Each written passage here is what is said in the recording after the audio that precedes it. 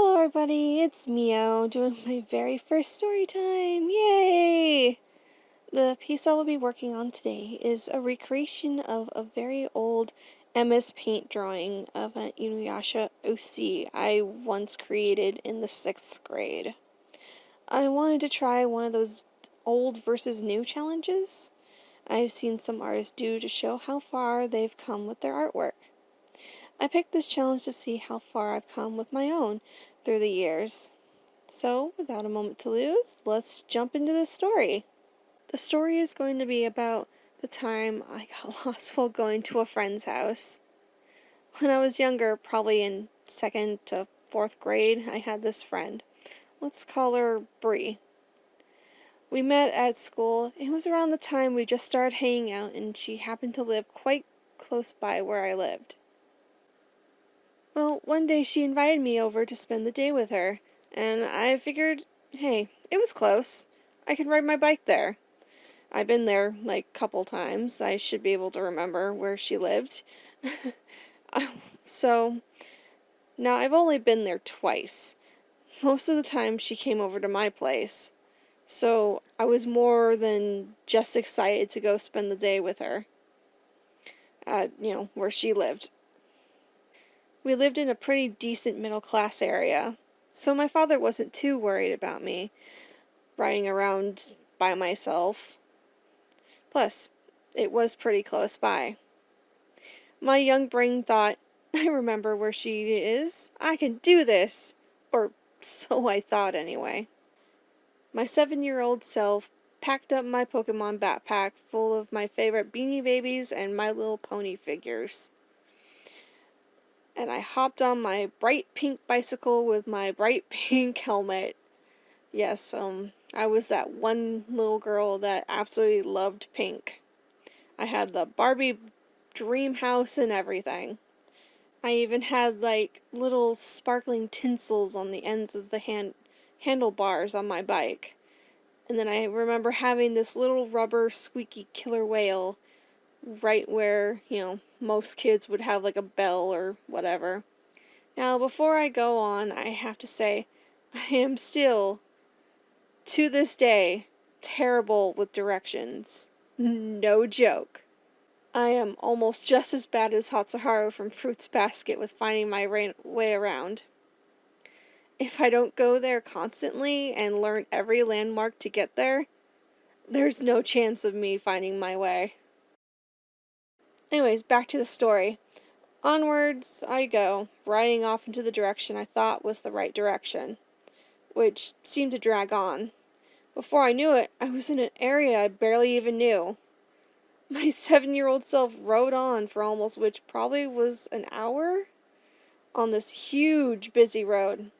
The only buildings I remember being there was a KFC and some sort of Chinese restaurant with, like, spinning tables and stuff because Dad took us there couple times.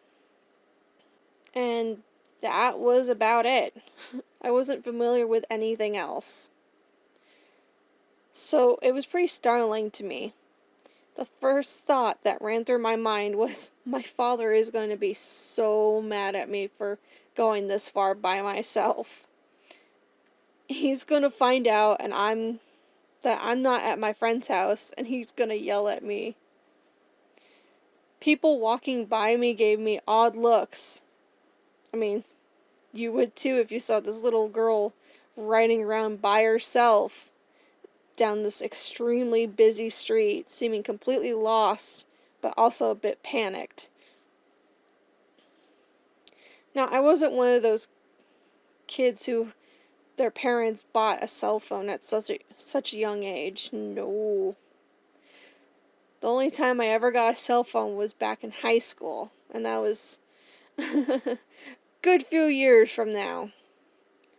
So I had no way of contacting my friends or family. And I wasn't the greatest at remembering phone numbers. Shoot, I barely remember phone numbers now. Scared out of my mind, I was basically riding around completely clueless, with the mindset, maybe if I keep going in this direction, I'll figure my way out back home. Everything was strange but yet very familiar, which just made me feel even more lost than I already was. In a pure state of panic, I started to try to retrace my steps. Thankfully, I recognized this old yogurt shop that my dad's old girlfriend used to take us quite often on our bikes, and from there, I managed to remember how to get home. Already it had been a good hour and a half, and from what I can remember, it was the middle of summer and it was hot. Like disgustingly hot. So I was exhausted from riding non-stop as well from the heat. I actually at some point ended up stumbling off my bike, and I remember my legs feeling like noodles. I wasn't the most active kid growing up. I never played sports or anything. My main hobbies consisted of watching TV, drawing, or sitting on the floor playing with my animal figures and stuffed animals. That was about it. So, by that point, I decided to just stay off my bike to prevent myself from falling off it again, and just walked it the rest of the way. At last, I finally managed to make it to my street. I was relieved, but just as things were looking up for little 7-year-old me, a glimmer of hope, until a bird decided to take a nice big shit on me. I remember feeling a hard splat on the top of my head and wondering what hit me. It splattered on my helmet and landed on my hands and handlebars of my bike. Oh, I was so done at that point. Being the crybaby I was, all I could do was cry, walking down the block with tears running down my face, covered in sweat and bird shit, looking utterly defeated at how I could fail so much at just doing a simple thing of going to a friend's house by myself. And I was just like, I'm gonna feel so proud of myself once I get this done. Nope! I brought my bike up to the front yard and threw my helmet into the grass, and just stormed inside, just sobbing my eyes out. Luckily, my dad was home at the time, and I told him what happened, because he was just extremely concerned when I came walking in, crying. And once I told my story of what happened, he was quiet at first, but then all he could do was laugh at my poor expense.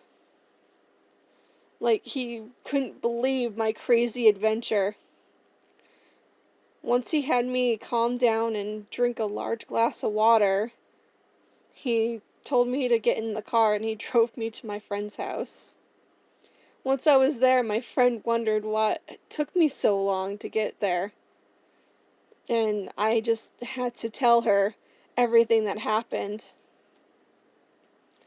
And of course, like my dad, she laughed at me so hard because her house was only 3 blocks away from the opposite direction that I went in.